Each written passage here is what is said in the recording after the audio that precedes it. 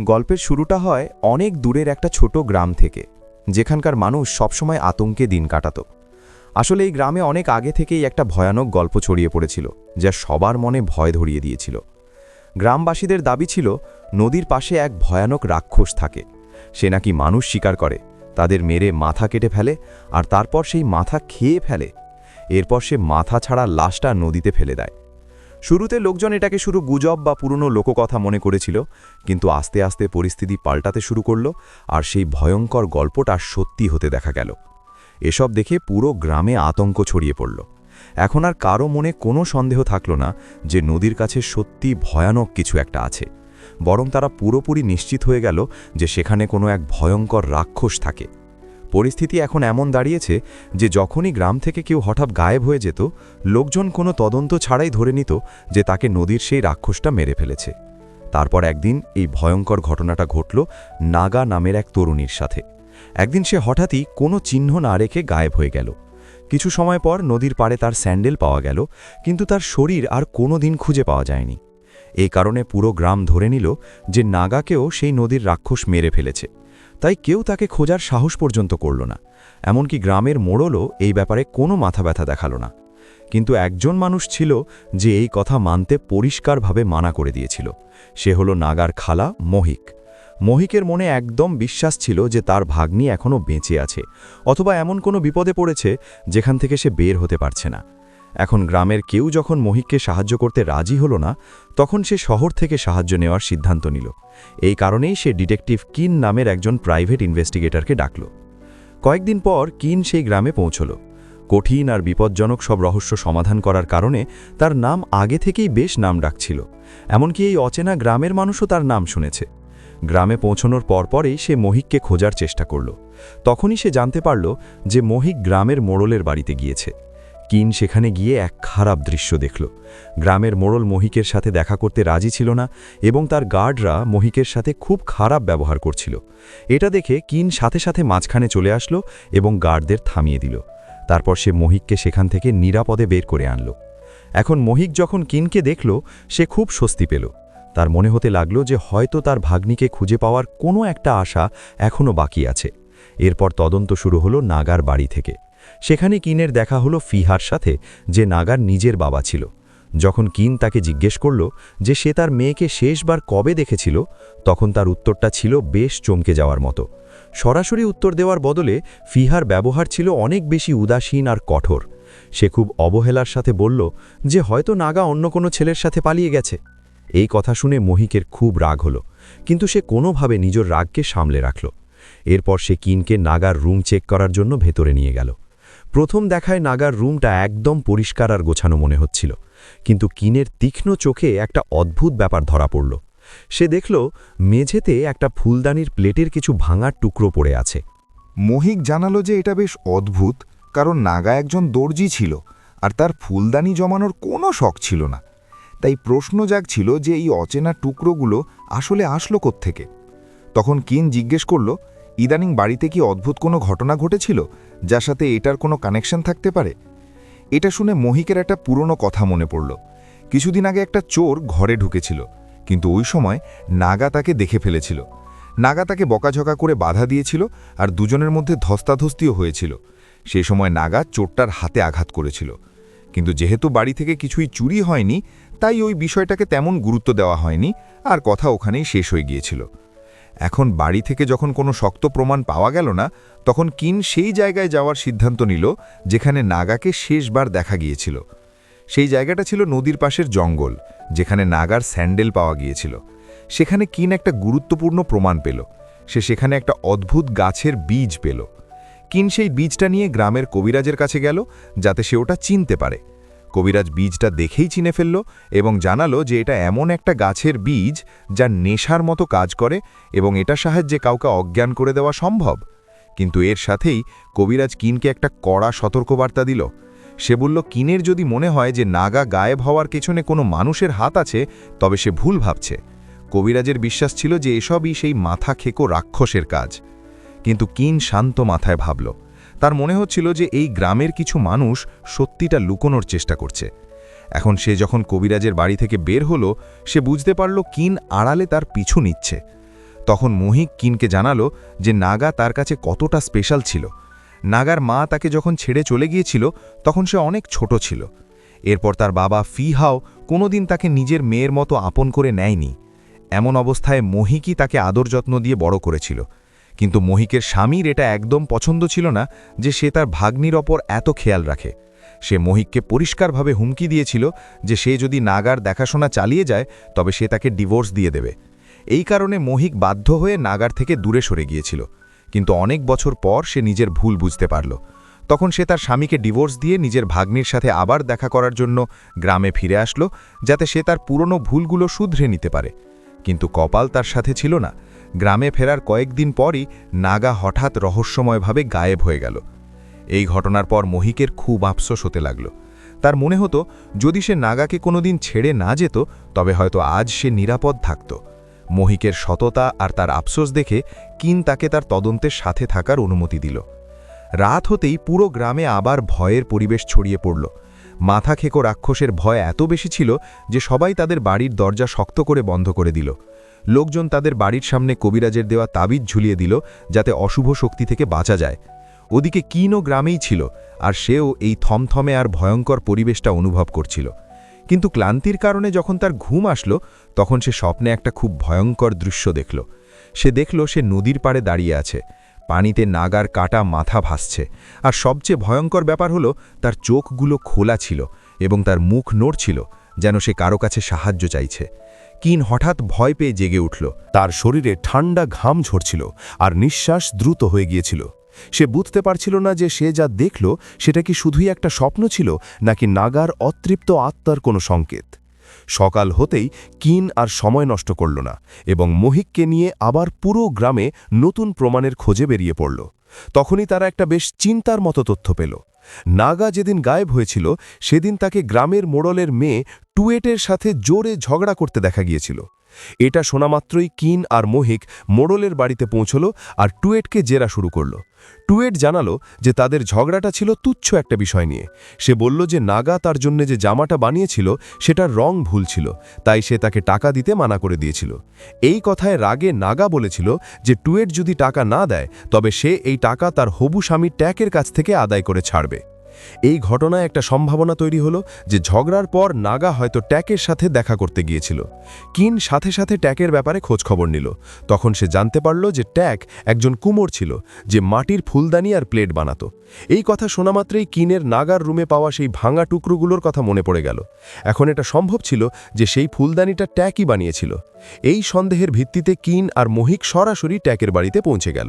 কিন্তু ওখানকার পরিবেশ ছিল একদম থমথমে আর ভয়ঙ্কর। এতে মহিক বেশ ভয় পেয়ে গেল।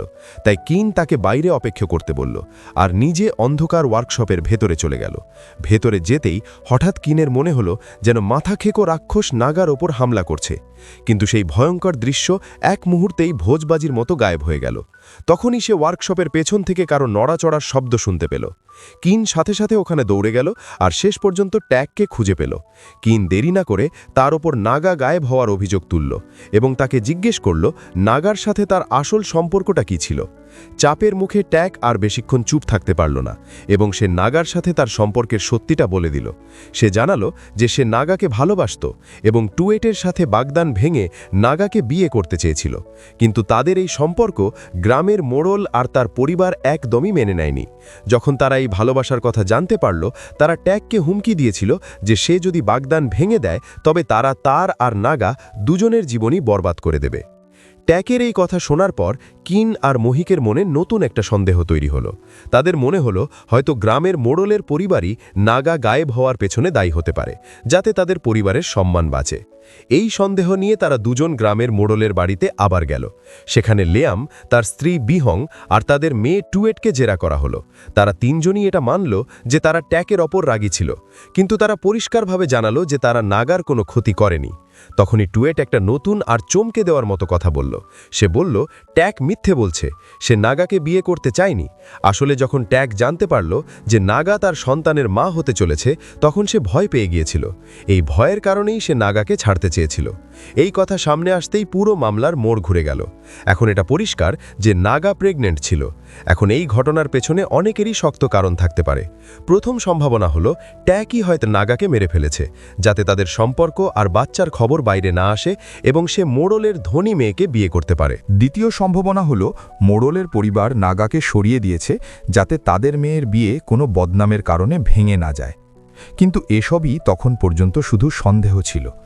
কারো বিরুদ্ধে কোনো শক্ত প্রমাণ পাওয়া যাচ্ছিল না। তখন কিনের একটা পুরনো সূত্রের কথা মনে পড়ল, যা আগে এড়িয়ে যাওয়া হয়েছিল।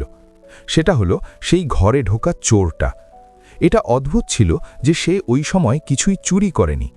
কিন এই ঘটনার ওপর ভিত্তি করে একটা নতুন চিন্তা করল যে ট্যাক হয়তো সেই চোরকে পাঠিয়েছিল যাতে সে নাগার কাছ থেকে সেই ফুলদানিটা নিয়ে আসতে পারে যেটা সে তাকে দিয়েছিল। যদি ওই জিনিসটা পাওয়া যেত তবে তাদের সম্পর্কের প্রমাণ শেষ হয়ে যেত। অথবা এটাও হতে পারে যে মোড়লের পরিবার কোনো খুনিকে চোর বানিয়ে নাগার বাড়িতে পাঠিয়েছিল, কিন্তু নাগা বাধা দেওয়ার কারণে তাদের প্ল্যান সফল হয়নি। এখন এই পরিকল্পনার পেছনে যেই থাকুক না কেন, সত্যিতে পৌঁছানোর চাবিকাঠি ছিল সেই চোরটার কাছে, যার হাত জখম হয়েছিল। এরপর কিন আর মোহিক সেই চোরকে খুঁজতে বেরিয়ে পড়ল। যেহেতু সবচেয়ে বড় ক্লু ছিল হাতের চোট, তাই কিন এমন একটা প্ল্যান করল যাতে সে সন্দেহভাজন লোকদের হাতগুলো সাবধানে দেখতে পারে। অবশেষে তাদের তল্লাশি সফল হল। তারা টং নামের এক লোককে খুঁজে পেল যে আগেও অনেকবার চুরি করেছে। যখন টংয়ের হাত দেখা হলো তখন সেখানে একটা টাটকা চোটের দাগ পাওয়া গেল। কিন তাকে কড়া জেরা করার পর সে স্বীকার করল যে ওই রাতে সে নাগার বাড়িতে ঢুকেছিল। কিন্তু যখন তাকে জিজ্ঞেস করা হলো নাগাকে মারার জন্যে তাকে কে টাকা দিয়েছিল, তখন সে পরিষ্কার না করে দিল। তার দাবি ছিল যে তাকে কেউ কোনো আদেশ দেয়নি, সে শুধু টাকার দরকার ছিল বলে চুরি করতে গিয়েছিল। তবে সে আরও একটা জরুরি কথা বলল। সে বলল যে ওই রাতে যখন সে নাগার বাড়ি থেকে পালাচ্ছিল তখন সে একটা অদ্ভুত দৃশ্য দেখেছিল। সে গ্রামের মোড়লের স্ত্রী বিহং আর নাগার বাবা ফিহাকে গোপনে একসাথে দেখেছিল। পরে এই সত্যি সামনে আসলো যে ফিহা আর বিহং অনেক বছর ধরে গোপনে সম্পর্কে জড়িয়েছিল এবং ওই রাতেই নাগা তার নিজের বাবাকে বিহংয়ের সাথে হাতে নাতে দেখে ফেলেছিল। এখন কিনের সন্দেহ সরাসরি বিহংয়ের ওপর যেতে লাগল। তার মনে হতে লাগল যে হয়তো এই সব ঘটনার পেছনের আসল মাথা সেই। কিন্তু তাকে সরাসরি প্রশ্ন করা হলে বিহং কোনো অপরাধ স্বীকার করল না। এখন তার বিরুদ্ধে কোনো শক্ত প্রমাণও ছিল না, তাই কিন আর মোহিকের ওখান থেকে ফিরে আসা ছাড়া আর কোনো উপায় ছিল না। এরপরও তারা দুজন হাল ছাড়ল না এবং গ্রামে অন্য সাক্ষীদের খোঁজ করতে লাগল। শীঘ্রই তারা জানতে পারল যে একজন লোক নাগাকে জঙ্গলে টুয়েটের সাথে দেখা করতে দেখেছিল। এই তথ্য পাওয়া মাত্রই কিন সাথে সাথে টুয়েটকে জেরা করল এবং সব প্রমাণ তার সামনে তুলে ধরল। এখন টুয়েটের কাছে লুকানোর আর কিছু থাকল না এবং শেষ পর্যন্ত সে সত্যিটা কবুল করল। সে জানালো যে সে নাগার সাথে জঙ্গলে দেখা করেছিল আর দুজনের মধ্যে খুব বাজে ঝগড়া হয়েছিল। ওই ঝগড়ার সময় টুয়েট একটা পাথর তুলে নাগার মাথায় মেরেছিল। ওই জোরে আঘাতে নাগা সাথে সাথে জ্ঞান হারিয়ে মাটিতে পড়ে গিয়েছিল। টুয়েট যখন তাকে মাটিতে পড়ে থাকতে দেখল, তার মনে হয়েছিল যে নাগা মরে গেছে। ঘাবড়ে গিয়ে আর ভয়ে সে কিছু না ভেবেই সাথে সাথে সেখান থেকে পালিয়ে গিয়েছিল আর নাগার বডি ওখানেই ফেলে রেখেছিল। এরপর কিছু সময়ের মধ্যেই পুলিশ গ্রামে পৌঁছে গেল আর টুয়েটকে খুনের অভিযোগে গ্রেপ্তার করল। এটা দেখে মোহিক নিজেকে সামলাতে পারল না আর ডুকরে কেঁদে উঠল, কারণ তার মনে হলো তার ভাগ্নি নাগা আর এই দুনিয়ায় নেই। কিন্তু টুয়েটের গ্রেপ্তারের পরও কিনের মনে অনেক প্রশ্ন বাকি ছিল। মূল আসামি ধরা পড়ার পরও একটা বড় ধাঁধা এখনও মেলেনি। নাগার শরীরটা আসলে গায়েব হলো কিভাবে? এই রহস্যটা এখনও অমীমাংসিত রয়ে গেল। তারপর ওই রাতে কিন সরাইখানায় একা বসে খাবার খাচ্ছিল। তখন হঠাৎ রুমের পরিবেশ পাল্টে গেল। কিনের মনে হতে লাগলো যেন কোনো অদৃশ্য জিনিস রুমে ঢুকেছে। সে যখন পেছনে ফিরে দেখল, তার সামনে সেই ভয়ঙ্কর মাথা খেকো রাক্ষস দাঁড়িয়ে আছে। এবারের দৃশ্যটা ছিল আরও ভয়ঙ্কর। সেই রাক্ষসের হাতে নাগার কাটা মাথা ছিল আর সে ওটা খুব নিষ্ঠুরভাবে খাচ্ছিল। তারপর সেই ভয়ঙ্কর প্রাণীটা আস্তে আস্তে কিনের দিকে এগিয়ে আসতে লাগল। সে হঠাৎ কিনের ওপর ঝাঁপিয়ে পড়তেই কিন ভয়ে জোরে চিৎকার করে উঠল। ভাগ্য ভালো যে কাছেই পুলিশ ছিল। তারা কিনের চিৎকার শুনে দরজা ভেঙে ভেতরে ঢুকল আর কিনকে বাঁচিয়ে নিল। কিন্তু অদ্ভুত ব্যাপার হলো, পুলিশ আসামাত্রই সেই রাক্ষসটা হুট করে গায়েব হয়ে গেল। এই ঘটনার পর কিনের বিশ্বাস হয়ে গেল যে এই মামলায় এমন কিছু হচ্ছে যা নরমাল না। এখন সে তার সঙ্গীদের আদেশ দিল যে এই রাক্ষসের পেছনে লুকিয়ে থাকা আসল সত্যিটা বের করতে। এর জন্য তারা গ্রামের পুরনো রেকর্ড আর ইতিহাস খুঁজতে শুরু করল। তখনই তারা ৩০ বছর আগের একটা ভয়ঙ্কর ঘটনার কথা জানতে পারল। প্রায় ৩০ বছর আগে এই গ্রামে একটা বড় দুর্ঘটনা ঘটেছিল। ওই সময় একটা পুরো পরিবারের ১৪ জন মানুষের ওপর গ্রামের সাথে বেইমানি করার অভিযোগ আনা হয়েছিল। কিন্তু কোনো সঠিক তদন্ত বা বিচার ছাড়াই গ্রামবাসীরা নিজেরাই বিচার করে ফেলল। তারপর তারা ওই সব মানুষকে ধরে নদীর পাড়ে নিয়ে গেল আর সেখানে একে একে খুব নিষ্ঠুরভাবে তাদের সবার মাথা কেটে ফেলল। লোকজনের বিশ্বাস ছিল যে ওই পরিবারের মরে যাওয়া মানুষগুলোর আত্মা মিলে একটা ভয়ঙ্কর শক্তিতে পরিণত হয়েছে, যা পরে মাথা খেকো রাক্ষস নামে পরিচিতি পায়। ওই ঘটনার পর থেকেই নদীটাকে অভিশপ্ত জায়গা মনে করা হয়। কিন্তু এই গল্পে একটা অদ্ভুত ব্যাপার ছিল। এই গল্প তো ৩০ বছরের পুরনো, কিন্তু রাক্ষসের হামলা আর খুনের ঘটনাগুলো গত ৫ থেকে ১০ বছর ধরে হঠাৎ করে বাড়তে শুরু করেছে। এতে একটা নতুন প্রশ্ন জাগল, যদি এই রাক্ষস সত্যিই ৩০ বছর ধরে থাকত, তবে সে ২০ বছর শান্ত ছিল কেন, আর হঠাৎ এখনই কেন অ্যাক্টিভ হলো? এখন কিনের মনে দুরকম চিন্তা কাজ করছিল। একদিক থেকে তার যুক্তিবাদী মন ভূতপ্রেত মানতে চাইছিল না, কিন্তু অন্যদিকে তার নিজের চোখ এই রাক্ষসকে অনেকবার দেখেছে। এরই মধ্যে গ্রামের মোড়লের বাড়িতেও খুব উত্তপ্ত পরিবেশ তৈরি হলো। মোড়লের স্ত্রী বিহং পুরোপুরি ঘাবড়ে গিয়েছিল। সে তার স্বামী লেয়ামের কাছে সাহায্য চাইল, কিন্তু সে এই ঝামেলায় আর জড়াতে মানা করে দিল। তখনই বিহংয়ের নিজের চাকর একটা ভয়ঙ্কর খবর দিল। যেই লোকটাকে সে নাগাকে মারার জন্য টাকা দিয়েছিল, সে এখনও কাজটা শেষ করেনি। এখান থেকেই সত্যিটা সামনে আসলো যে এই পুরো ষড়যন্ত্রের পেছনের আসল মাথা ছিল বিহং। আগের ঘটনাগুলো মনে করলে সব পরিষ্কার হয়ে গেল। যখন জঙ্গলে টুয়েট রাগের মাথায় নাগার মাথায় পাথর মেরেছিল আর সে অজ্ঞান হয়ে গিয়েছিল, তখন টুয়েট ভয়ে ওখান থেকে পালিয়ে গিয়েছিল।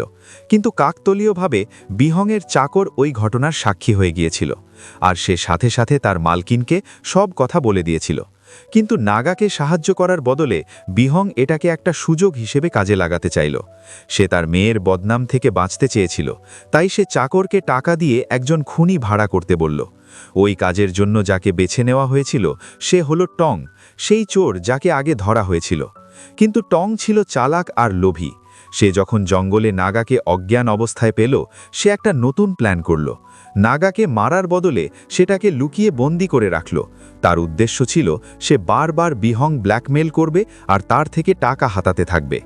এখন সব ক্লু আবার টংয়ের দিকে ইশারা করছিল, তাই কিন আর মোহিক গোপনে তার পিছু নেওয়ার সিদ্ধান্ত নিল। কিছু সময় পর তারা জানতে পারল যে টং আবার বিহংকে ব্ল্যাকমেল করছে। সে হুমকি দিচ্ছে যে তাকে যদি আরও টাকা না দেওয়া হয়, তবে সে নাগাকে জ্যান্ত গ্রামবাসীর সামনে নিয়ে আসবে আর বিহংয়ের সব সত্যি ফাঁস করে দেবে। এই কথা নিয়ে দুজনের মধ্যে জঙ্গলে একটা গোপন দেখা করার কথা হলো। ওই জায়গায় বিহং, তার চাকর আর টং একসাথে দেখা করল। পরিবেশ খুব গরম হয়ে উঠল। টংয়ের সন্দেহ হলো যে চাকর তাকে ধোঁকা দিতে যাচ্ছে, তাই সে চাকরকে মেরে ফেলল। এখন বিহং পুরোপুরি টংয়ের জালে ফেসে গেল। সে তার কাছে মিনতি করতে লাগল যেন সে নাগাকে তার হাতে তুলে দেয়, যাতে সে নিজে তাকে মারতে পারে। বিনিময়ে সে টংয়ের বাকি সব টাকা দেওয়ার কথা দিল। টং এই ডিল করতে রাজি হলো, আর তারা দুজন সেই জায়গায় পৌঁছালো যেখানে নাগাকে বন্দি করে রাখা হয়েছিল। কিন্তু ঠিক যখন বিহং নাগাকে মারতে যাচ্ছিল, ওই সময় কিন আর মোহিক সেখানে পৌঁছে গেল। তাদের দেখা মাত্রই ওখানে এক ভয়ঙ্কর মারামারি শুরু হলো। কিন একাই টংয়ের মোকাবেলা করল, আর বেশ সাহসের সাথে লড়াই করে তাকে একটা গাছের ধারালো ডালের সাথে গেঁথে মেরে ফেলল। অন্যদিকে মোহিক নাগাকে বিহংয়ের হাত থেকে ছাড়িয়ে তাকে একটা গাছের সাথে বেঁধে রাখল। পরদিন পুরো গ্রামের সামনে এই সব সত্য ঘটনা ফাঁস হয়ে গেল। এরপর খুনের চেষ্টার অভিযোগে পুলিশ বিহংকে গ্রেফতার করল।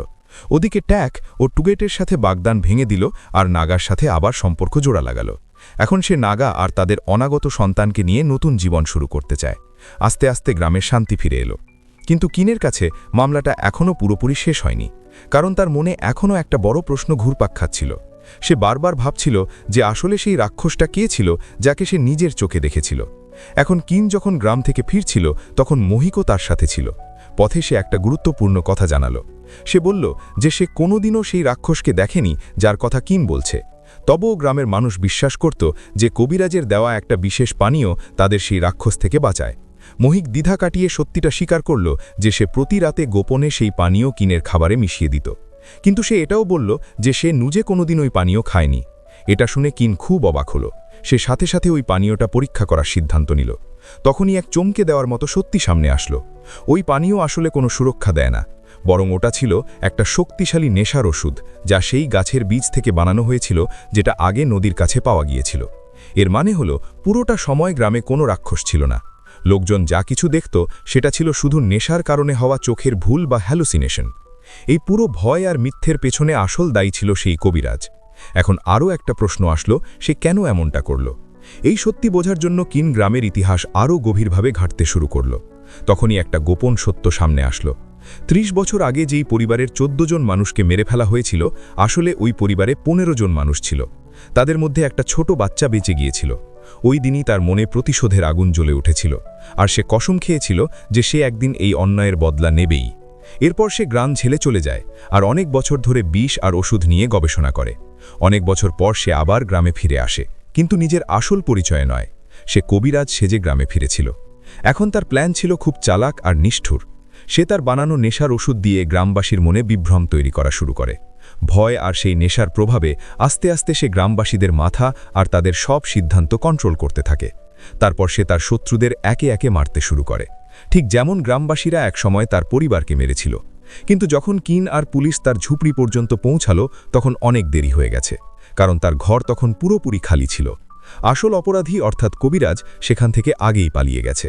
আর এভাবেই এই রহস্যময় আর ভয়ঙ্কর গল্পটা এখানেই শেষ হয়।